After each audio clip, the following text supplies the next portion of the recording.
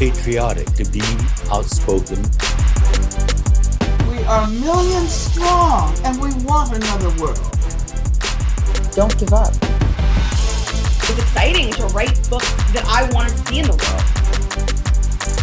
This has been the most rigorous medication rollout this world has ever seen. School's not prison. Get loud!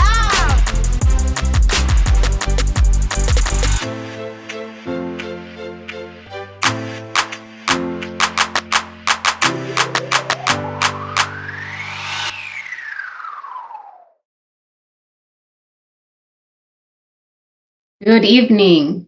I'm Marisol Aviña, Director of Public Affairs at the California Endowment, and I'm broadcasting tonight from Sacramento, California. I'm excited to welcome you all to CalEndow Live's first virtual event of the new year, featuring Tennessee State Representative Justin J. Pearson. Representative Pearson is a lifelong community organizer and activist. He currently represents the 86th District in the Tennessee General Assembly, an area that runs through Memphis along the Mississippi River, all the way from the city's southern border to its northern suburbs. It's an area known as the home of the blues and the birthplace of rock and roll. Before we dive into our conversation, I have a couple of reminders for everyone. First, our CalEndow Live events are nonpartisan and non-political. Second, this conversation is being recorded and will be posted on the California Endowment's website tomorrow. We'll send everyone a link to the recording, and you can share it with friends, or you can watch it again yourself. Before we begin, I want to introduce Frida Bloom and Andrea Lust, who will be providing Spanish and American Sign Language interpretation services tonight. They have some instructions for us. Thank you, Marisol. In order to provide language access, this meeting will have simultaneous bidirectional interpretation into Spanish as well as American Sign Language. My name is Frida Bloom, and I'll provide the interpretation for Spanish, and my colleague Andrea Lust, who you see next to me now, will provide interpretation in American Sign Language. If you wish to continue to see Andrea after this demonstration, please click on the interpretation button below and select American Sign Language. And now I'll explain how to enable the feature in Spanish. A efecto de proporcionar acceso lingüístico, esta reunión contará con interpretación simultánea bidireccional al inglés y al español. Si usted es bilingüe, no tiene que presionar nada, pero si usted está en su computadora y desea la interpretación, en unos segundos verá un icono en forma de globo en la parte inferior de su pantalla, haga clic en Interpretación y después seleccione Español o Spanish. Desde su iPad o su teléfono, busque el menú de 3 puntos o que dice More en una de las esquinas de su pantalla, haga clic en Interpretación y después seleccione Español o Spanish. Gracias. Thank you. Thank you, Frida. Okay, let's get going. Our guest tonight, Justin J. Pearson, is a first-term member of the Tennessee General Assembly, but it's been quite a term. We're going to get more into the details, but I'll give you some of the highlights. Representative Pearson was elected to the General Assembly in January 2023. And after a horrible mass shooting at a Nashville elementary school that March, he spoke out and lifted up the voices of people and families impacted by gun violence. From the assembly floor, he participated in demonstrations protesting the legislature's failure to enact common sense gun laws. And then, in a move that made national news, he was expelled from the assembly as retaliation for his protests, only to be reinstated a week later by city leaders. And that reinstatement was ratified by the voters during the summer. Please welcome Representative Justin J. Pearson. Thank you so much, Marisol. I'm so happy to be here with you and with so much of the California Endowment family. Thank you. The chat is popping. I can tell our audience is excited for this conversation. Thank you to everyone who shared questions in advance. We have a packed agenda, but we'll try to get to as many questions as we can. Representative Pearson, for people who might not know the full story, can you tell us what happened last spring? March 27th is a day that will live with me and with the community of Tennessee forever. It was actually the day that I was sworn in officially to serve District 86 as the state representative.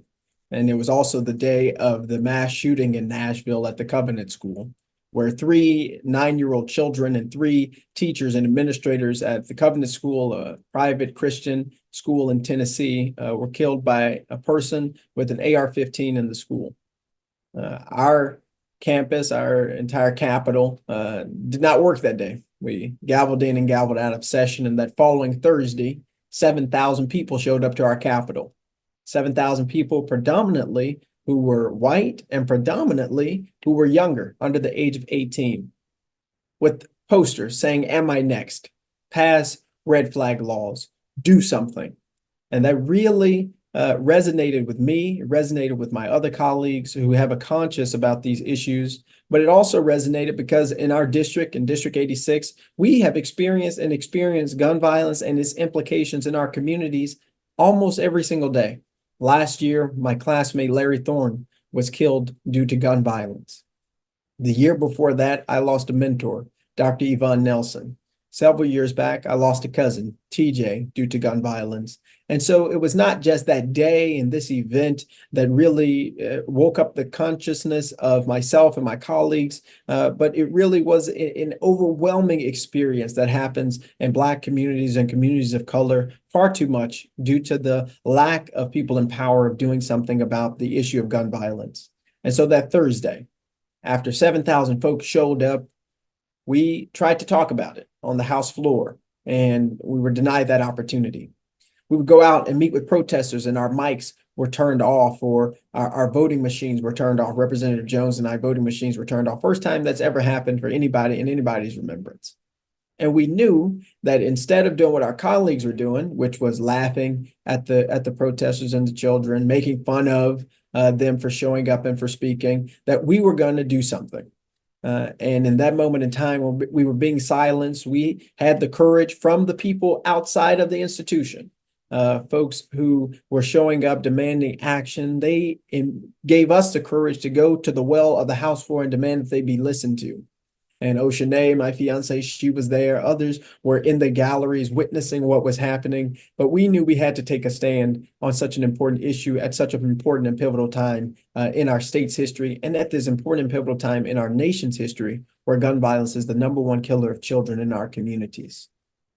Thank you, Representative Pearson. And so, after that, technically, you were expelled for violating the rules of House decorum. But let's be honest about what this was really about. Racism, exclusion, silencing of voices, white supremacy, trying to dictate who belongs and who doesn't belong in these halls of power. Mm-hmm. Can you say a little bit more about that? That's exactly what it was about, Marisol. It wasn't about violating decorum at all. It was about standing up to white supremacy. It was about standing up to white patriarchy. It was about speaking up against an institution that has built itself around silencing the voices of our community, particularly Black communities, particularly communities of color, and particularly poorer communities that have been crying out and demanding action and a need for investment and help. The truth of the matter is they have been in power and have been wielding and using their power to silence our communities. And their expectation is that me and Representative Jones, Representative Johnson, and so many others are going to just get in line. But the reality is we are in a moment in time in our state's history and in this country's history where silence is not something that we can allow. Silence is only going to lead to further devastation. And their actions, their overreach, their literally undoing and disenfranchising the voices of the people in District 86. All of this is nothing more than an attempt to further build their power, right? And show that if you go against white people, if you go against the dominant culture, if you go against this status quo, there are going to be ramifications that are going to be devastating to you and your community. And so they shrouded their white supremacy with decorum and rules. But this white lash, right, is a part of the American history. It is a part of the way that things have operated for a very long time. And after the Civil War, you saw the period of Reconstruction, 10 years, where Black Americans, Freedmen's Bureau, all these things were meant to provide progress. And then immediately after that, you get Rutherford B. Hayes elected president. You get this era of redemption, right? Every time you get progress with civil rights, the building of the NAACP, all these other things, you get massacres like Tulsa and the Memphis massacre. There's always a response to the progress that's being made with the retaliation from white supremacists who are in positions of power. And our legislature in our state is no different. I showed up, I think tomorrow, or February 9th, will be 1 year since I showed up to the Capitol in a dashiki. My first day, a representative stood up after I was wearing a dashiki to get sworn in homage to my ancestors from Western Africa who were kidnapped and brought to this country and helped to build this nation. I wore a dashiki the day I was sworn in. He gets up my first day and says, let's remind everybody that they need to make sure they wear a suit and tie in this place. It's not about breaking decorum. It's that you don't fit what we say you need to fit. You don't look like how we say you need to look like. You're wearing an afro. You have a pick in your pocket. You're wearing a dashiki. It's that you don't look like what we expect for you to look like. You don't talk like what we expect for you to talk like. And you are resisting the way that we do things. And for too long, people in positions of power in our Tennessee General Assembly and other places have gotten really comfortable with this status quo. But what I believe we're bringing and the perspective that we're bringing is that there is something deeply wrong with an institution that's unwilling to change, particularly when the young and the old get together and Black folks and white folks and Hispanic folks and Asian folks start getting together. And this multiracial, multi-generational coalition is speaking out and saying, hey, we've got to do something differently. Retaining the status quo amidst so much change and so many calls for change only leads to further entrenchment of bad policies, bad laws that ultimately hurt and degrade our democracy. That's absolutely right. That's absolutely right. And, and those are the systems, the beliefs that just keep excluding people that look like us from That's exactly what it is. Places of power. From places of power, because they're saying we don't belong there. Right? Like all of these rules, all these laws, they're saying you don't belong. Not you, right? I literally was fighting a law that was about to come to a committee where they were literally naming undocumented immigrants as illegal aliens. That was this last week. That was last week. This is not the 1960s. This isn't the 1940s. This isn't the 1900s. This is in our present day and age. The vitriol and viciousness that is coming through legislatures is a real problem.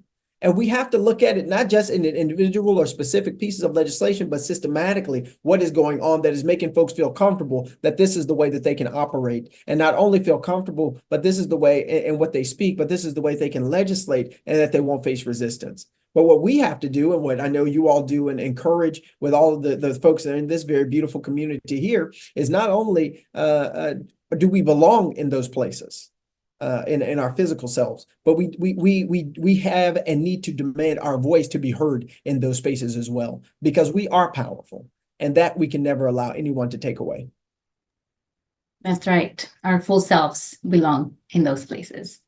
So as you know, this event is part of the Endowment celebration of Black History Month. As I have heard you call it, Black History and Futures Month. I really like that, how you frame that. So I'm curious how you would place this whole affair within the arc of Black history and the U.S. Civil Rights Movement. Yeah, we are inheritors of the civil rights struggle. I try to explain to folks, we are not doing a very new thing. What we are doing is a very old thing. It is as old as the nation itself, resisting oppressors, fighting for liberty and justice for all to have meaning. This is as old as the Republic. And the way that we are doing it by continuing to center our unity and our unitedness is connected to the civil rights struggle. It's connected to the struggle of Ida B. Wells, who is a Memphian who fought against lynching in the early 1900s. It's connected to the struggle of Fannie Lou Hamer, Mrs. Coretta Scott King, Reverend Dr. Martin Luther King Jr. It's connected to their persistence and their fight for justice. And now what we are experiencing and what we are seeing is all interconnected as a part of a long continuation on what Dr. King would often call the arc of the moral universe being long, but it bends towards justice. We're all on that arc, and we're all doing the work of bending in what we are doing. Very few members of the General Assembly have ever been expelled, right? The last two members who were expelled committed crimes, and in recent memory committed really heinous crimes. Before that, it wasn't since the Civil War that members of the Tennessee General Assembly were expelled because they were refusing to ratify the 14th Amendment. 6 of them were expelled then. Representative Jones and I expulsion fits within the arc of Tennessee history, of Black History and Futures Month, because it represents how far we have come, but also how far we have to go. And that those same ideologies of white patriarchy, those same spirit of ahistoricity that existed in the 1960s continues now. And we have to realize that this struggle is real. The struggle is present. It is not just something that is in the past. It is something that we are experiencing and enduring now. Duly elected members of the state legislature, people went to the polls for us several times in primaries and general elections. They advocated for us to be their representative, and they were denied the right to have representation because of decisions made by some angry folks at the Tennessee General Assembly. That is not justice. That is not fairness. That is not equality. That is not democracy. And so I believe that we are a part of Black history and Black Futures Month, not only because of who we are as individuals, but what we represent as a collective. And I think when we think about Black history, it is always remembering the names of those people whose names sometimes get forgotten, like the inventor Sarah Boone, who created the ironing board, all the way to talking about folks like George Washington Carver. We have to remember that, as one of my friends said, the veil of history is quite thin.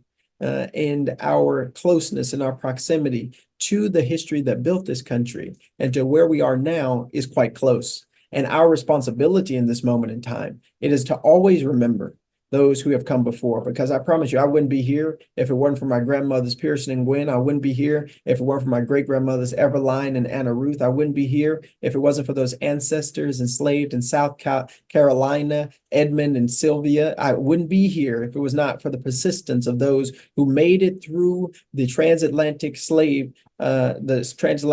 trade, surviving in the bottom of slave ships. I wouldn't be here if it weren't for those folks picking cotton and those folks picking tobacco. I would not be at this place that I am as an elected representative once again in the state of Tennessee, where it wasn't until 1870 that my ancestors were called full humans and recorded in the census and not recorded as property. I realize that history is so important to who I am and to how my parents and our families have gotten to where they are. But the reality is we have to remember that one day, as a brilliant author once said, we will all be ancestors.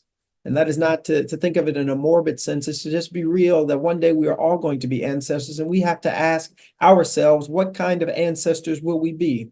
And so I do keep that at the forefront of my thinking as well when we're on the state floor and we're fighting bill after bill that is trying to incarcerate more people. I do think about that when Oceana and I were up and only got 44 minutes of sleep during the expulsion hearing, the night before the expulsion hearing, trying to articulate the best arguments that we could for the preservation of our democratic experiment. I think about those future generations of people, just as my family has thought about them. My mom getting a doctorate, my dad going to get a master's degree, thinking about my nieces and my nephews, but well beyond them, the generations and generations that are to come. And who will they say we were? Will they say that we were folks who protested for justice? Will they say we spoke up even when it was uncomfortable? Will they say that we gave all that we could to make this world into a better place, to preserve its environment and this climate, to lift up the poor and the downtrodden, to break the shackles of prisons? Will they say that we gave this life all that we had to make it better for them? And I want for them to be able to look back and say that we did. Thank you. Thank you. That was a lot there. And I have to say, I watched your speeches on the floor that day, and I was just so amazed at how, well, one, the arguments that you made were just right on, but, you know, people were attacking, right? And you just like kept your calm, and, you know, how you made reference to, you know, channeling your ancestors, you know, in those moments. It was just really powerful and very touching. I just want to mention that. But, you know, you mentioned the Memphis Massacre of 1866. And I don't know if a lot of people know about it. So I wondered if you wanted to give us just a very quick history lesson on that. Mm-hmm.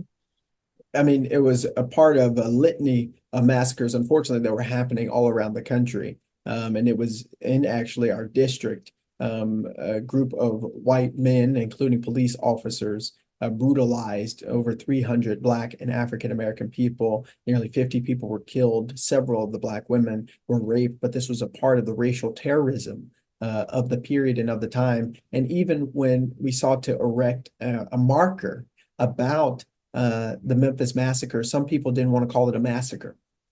That just a couple of years ago, they wanted to call it something else, a Memphis incident. They tried to whitewash what was the experience for the Black folks at that point in time. But it was a part of the Tulsa massacres and the riots that were happening all across our country. And Memphis was a part of that too, with, again, a white lash occurring against the Black residents in our city. And the ramification, the tension that exists still is because of instances like that in 1866, right after the Civil War, right? The timing is not coincidental, that happened in Memphis, and that persist, and that reign of terror, right? That reign of pain was created then, continues now. And I think even when you think about the expulsions that occurred, it was about sending a message, right? Just like a cross in front of our homes.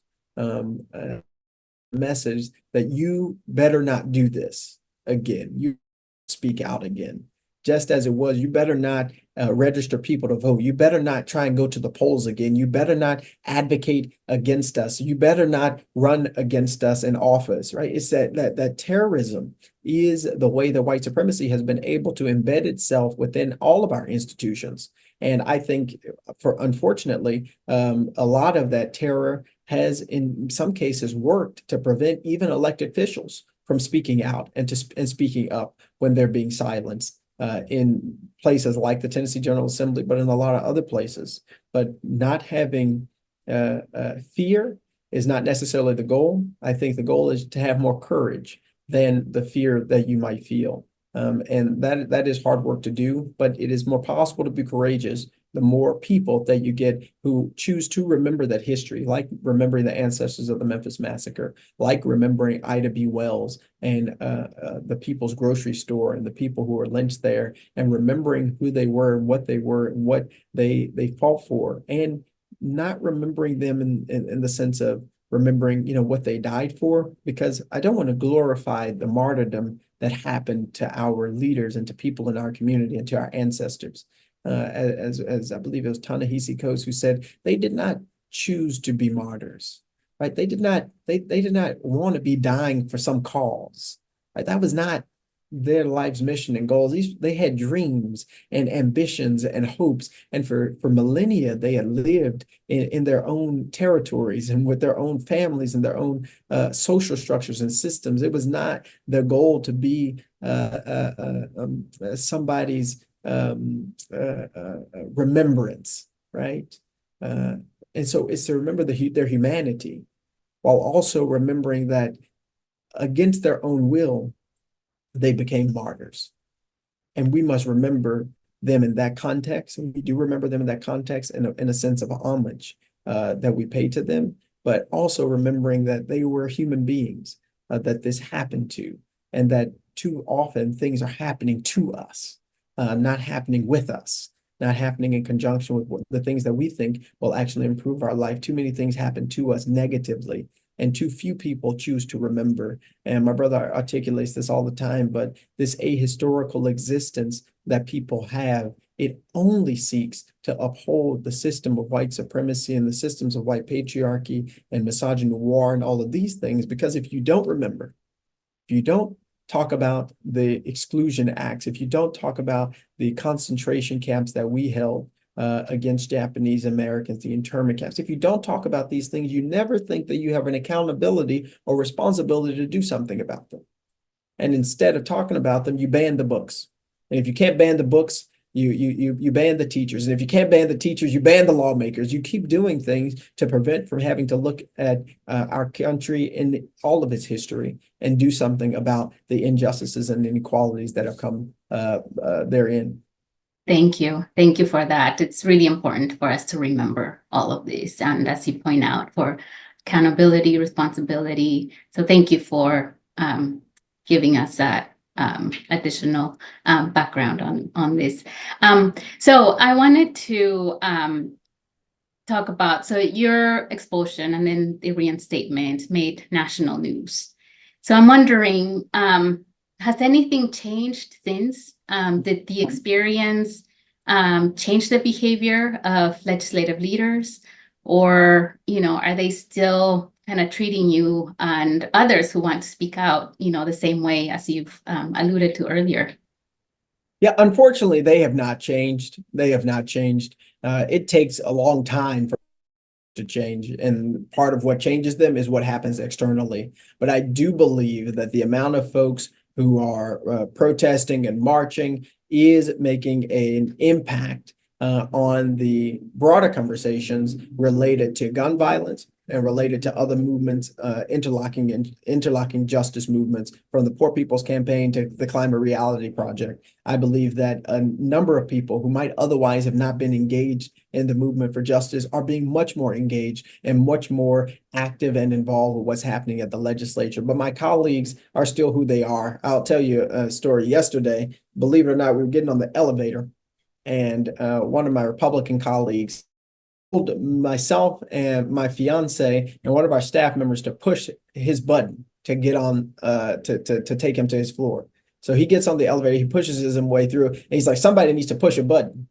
Right? Like, it's the macro aggressions, it's all the way to the legislative work, where today I was fighting a bill that was changing bail in our city, because bail has become the scapegoat about violence in our communities and in our state instead of guns.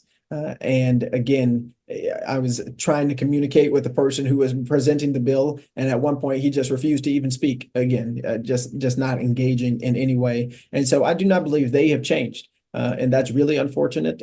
I'll admit that. I believe I have met some other colleagues who are Republicans who have good ideas that I have supported and helped them pass their legislation. But overwhelmingly, the spirit of the place and the culture of the place has not changed significantly. And that's because it still benefits them. It still benefits them to continue the lies. It benefits them to continue the exclusion. I mean, one of the representatives, my colleague, Representative Jones, who you know, in our special session, he was censured this year when he spoke. He was given 30 seconds to speak before someone objected to his comments, right? Like, they are not changing who they are, because these ideologies and principalities, they still benefit them.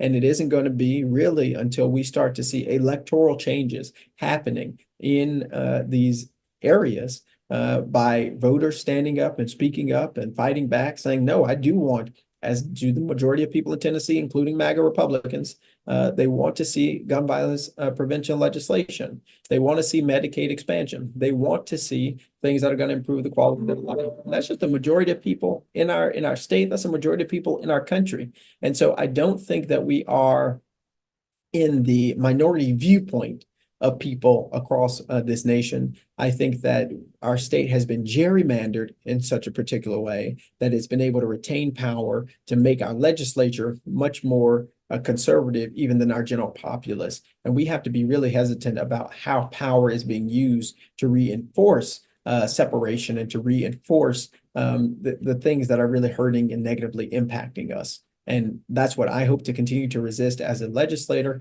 That's something that I hope that we as people continue to resist by being engaged in the democratic process. I'm not talking about a particular candidate here, but I am saying democracy is not just what happens on election day. It's what happens in between election days. And it's the people who show up and speak up and write those emails and have those phone calls that really help to build our movement and help to show where we stand on the things that matter. Because if we don't speak up, you can believe somebody is, and they may not hold the same views that we hold. That's right. Thank you for that reminder of the importance of people getting involved and voicing their concerns, their opinions, right? And what changes it is that they want to see in their communities, and how important it is for people to be engaged at all levels and throughout the year, not just during election time. Thank you for that.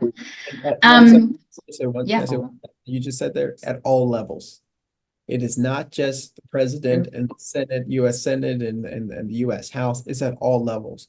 It is school board, it is city council, it is county commission, it is board of supervisors, right?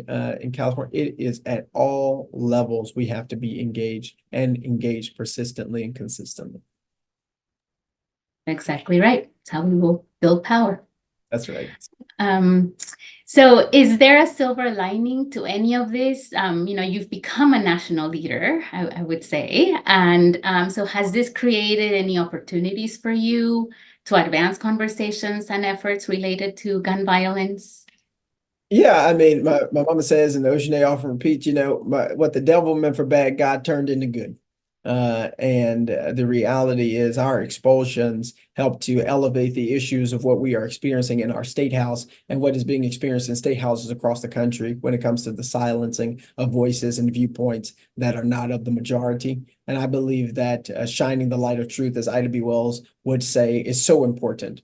Because if we do not pay attention to what is going on in these places, we are going to assume that people are doing good things, people are being diplomatic, people are being humble, people are being civil, but that's just not the case. And so I believe the shining of the light onto what was going on in the General Assembly and what is still today going on in the General Assembly is really important. One representative who said, I am the most spoken representative in the State House. I appreciated that award, as we tweeted and Ocean A wrote.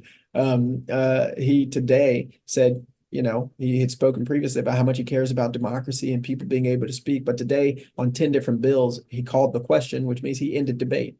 And so the hypocrisy of the legislature is something that's being elevated. How they no longer are a democracy, as one of them admitted, but it's more of a mobocracy, and they're trying to turn it into a country club instead of the people's house. I think that being elevated is a silver lining that people really need to note and can bear witness to. Our videos are all public. You can go and witness it yourself. And I think the other thing that has happened as it relates to moving forward the conversation on gun violence prevention has been significant. Since our expulsions, we've been able to work with the White House Office of Gun Violence Prevention, continuing their efforts to build up Office of Gun Violence in state after state after state. We're working with our mayor, Paul Young, to launch an Office of Violence Prevention and Gun Violence Prevention and build that, and looking forward to his leadership on that. We are working with national organizations and state level organizations and local organizations to have a consortium conversation about how we can move policies forward at the local level and at the state level. Advocacy organizations coming from all different places and all different perspectives who are going to convene. We're going to do at least 2 convenings this year dedicated specifically to this issue, because organizing in the South is different. It's a little bit more complicated with the barriers to entry that have been put up, but this is the time. Now is the moment, and I do believe that the fierce urgency of now is extraordinarily apt and important at this time. And so really what they meant for bad, which was our silencing and which was the ending of this conversation, has really ignited the fire within our communities and building what Heather McGhee calls the solidarity dividend of white folks and Black folks and rich folks and poor folks getting together to really fight this really, really difficult and challenging issue. But I'm hopeful and I'm confident that we are going to be successful, and we're going to continue to move this issue forward. And that wouldn't have happened otherwise in this way, I don't think. That's right. That's great. And that's really good to hear. And so now on that note, when you were reelected, you said that the voters of your district were sending a message, and I'm quoting here: "You can't expel a movement. You can't expel hope." That's very powerful.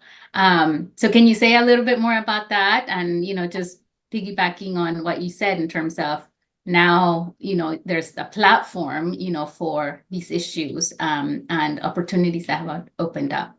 Yeah, well, I still hold true to those words. You can't expel hope and you can't expel a movement. And our movement for justice is beautiful, and that it is this multiracial, intergenerational viewpoint about democracy, that the only way that we are going to be the nation that we can be is if we build relationships with one another across differences, and the differences that we do see, we have to view them as beautiful and as opportunities. And so that means going into our Latino communities and our Asian communities, going into our Black communities and our white communities, our rich communities and our poor communities, and saying, look, we've got common cause and common issue here, and that together, if we unite, we are able to change and transform this society. Because there are other folks who are operating on a playbook of separation. They're operating on a playbook of devastation and hurt and harm, and they're only going to continue to hurt. But what we can do, what we can offer, is a movement for justice rooted in love, a love ethic that is more powerful than hate, a love ethic that says everybody is welcome in this movement. It's a tent, Marisol, that's so big, I can't even imagine how big it is, big as the globe. It's a tent that welcomes gay people and straight people. It welcomes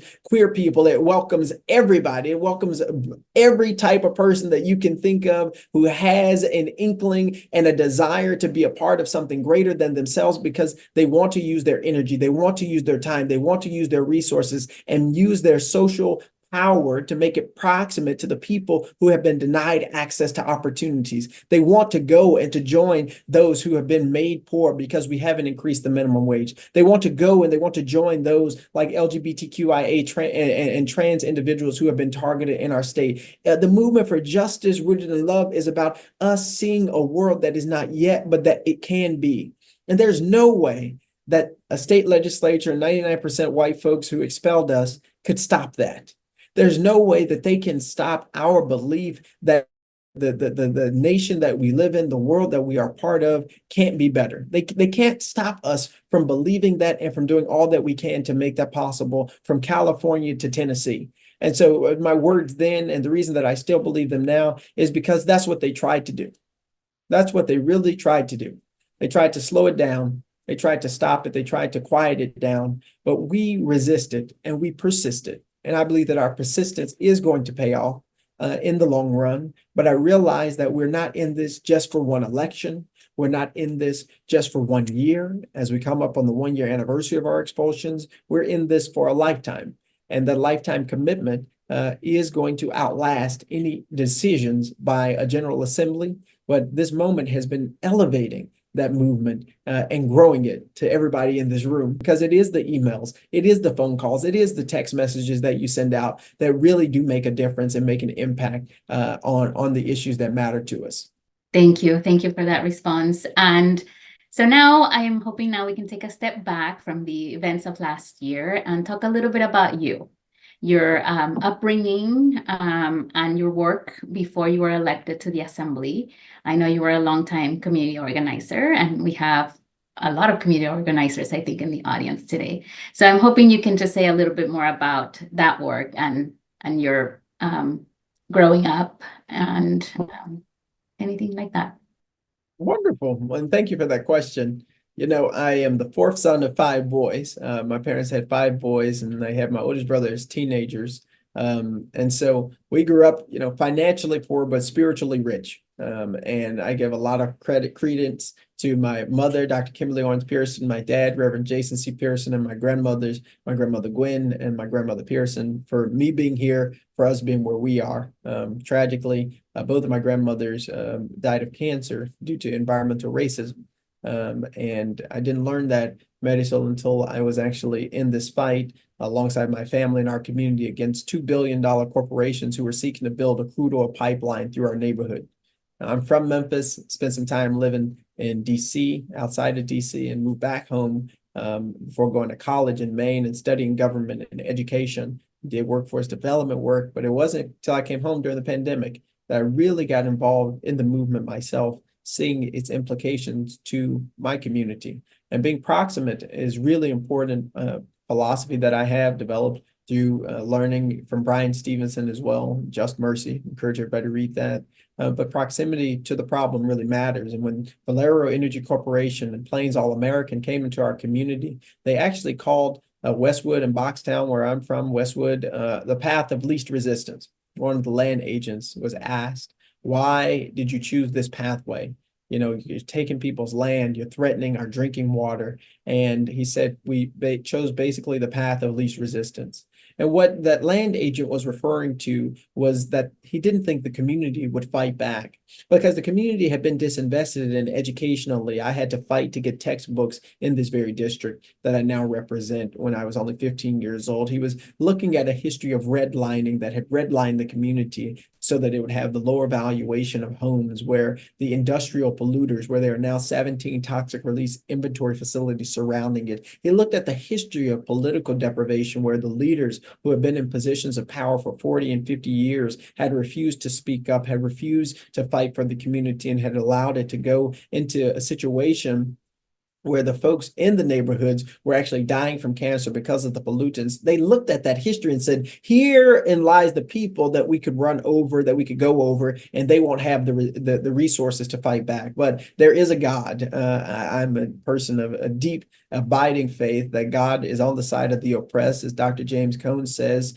And I believe that in our struggles, that God will side with those who are facing the Goliaths, if you will. And myself and our community of Boxtown and Westwood got together, and neighborhood associations, and decided that we were going to take a stand. We were going to fight against these multi-billion-dollar companies. And as God would have it, there were other people of good conscience who were willing to be what I call angelic dissenters to the status quo, who fought the injustice alongside of us. And so a group out of Portland, Oregon showed up virtually, because it was during COVID, named Breach Collective. And then another group showed up called Southern Environmental Law Center, and another group, Protect Our Aquifer, and another group, Sierra Club of Tennessee. And so you got this beautiful, this is why I believe in it, this beautiful multiracial coalition, multi-socioeconomic coalition, who are all advocating for one goal, which was the preservation of folks' land and folks' water. And we resisted. And for 9 months,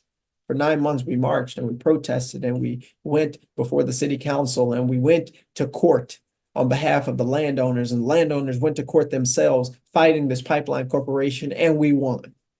We defeated 2 multi-billion-dollar corporations, but Marisol, we didn't stop there.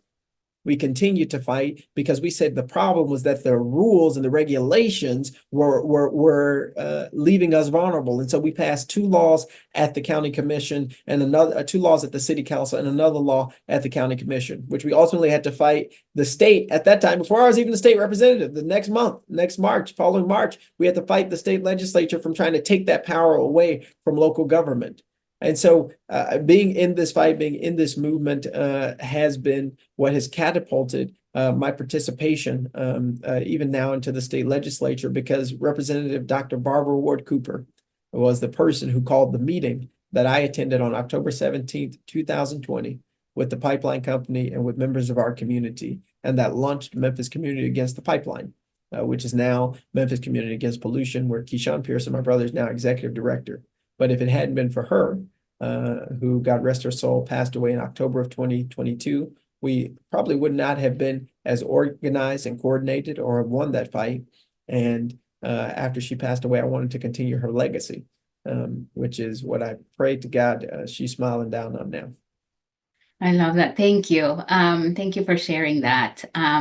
Always like to hear, people's stories and how, your upbringing, which like for me inspired like what I'm doing now, and same to you.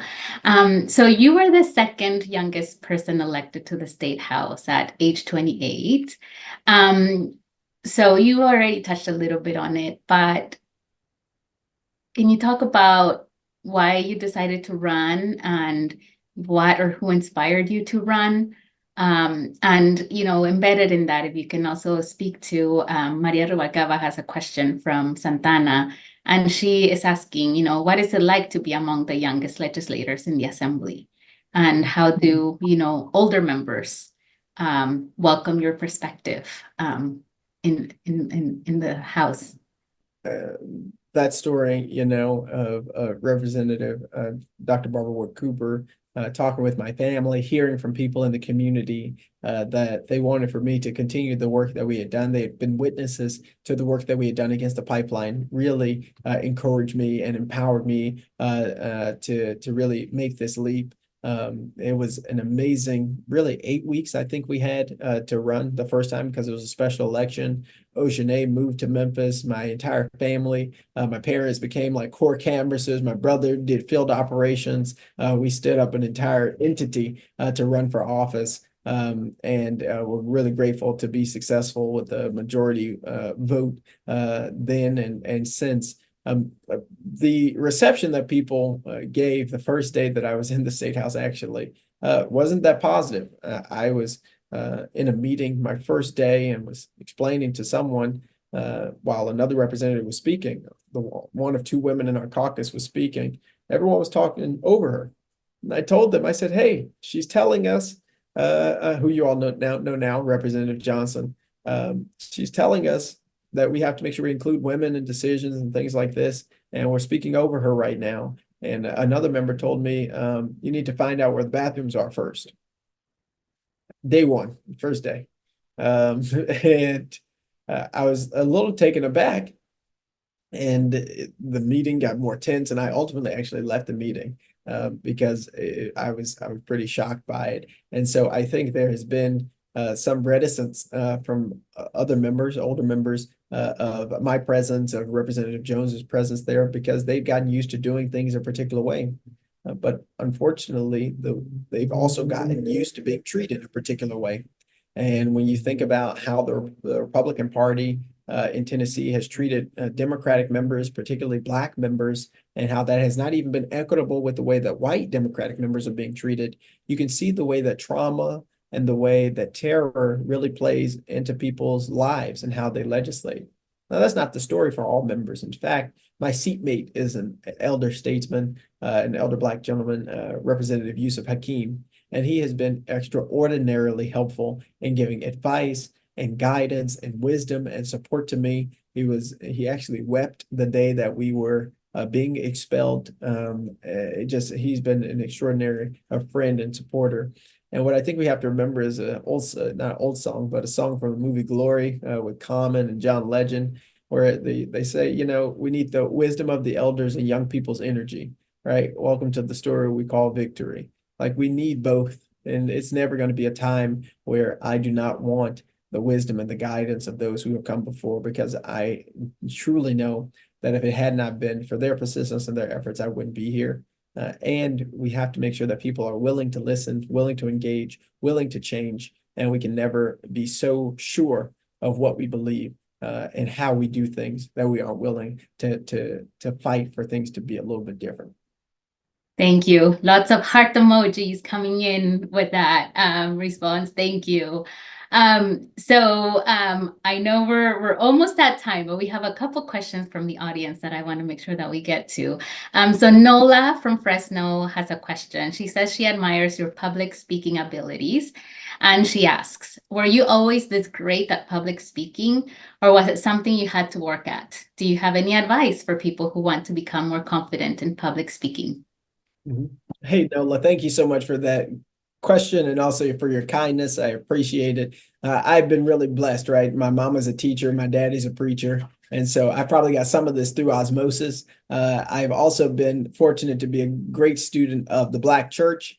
And I would encourage you to go and listen to sermons. I think the way that they are set up, the way that they're articulated are just extraordinary.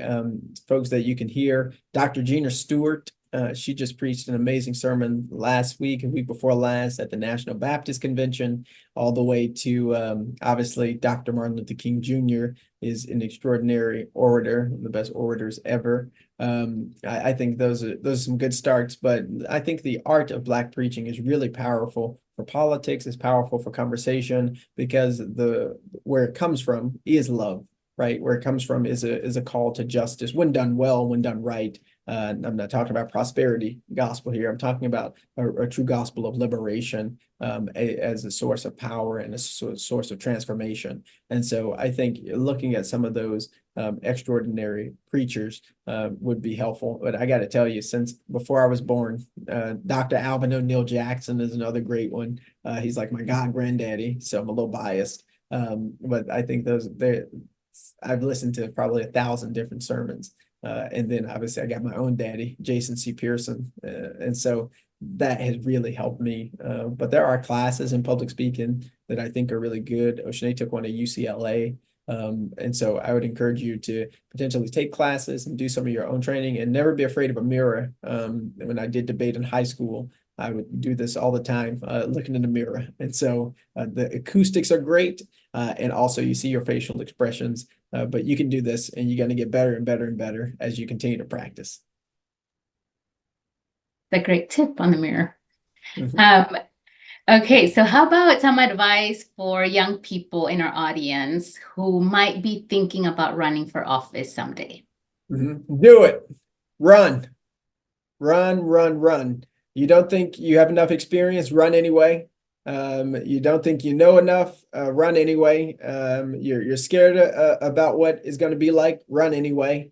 The reality is there are people who are less qualified, less equipped, less prepared, less educated, less willing to ask tough questions, less willing to find tough answers that are running for office. And we need you. We need younger people who are bringing a perspective that is enlightening, that is engaging, that is different, that's thinking different things to be in positions of power. And when you are there, you deserve to be there.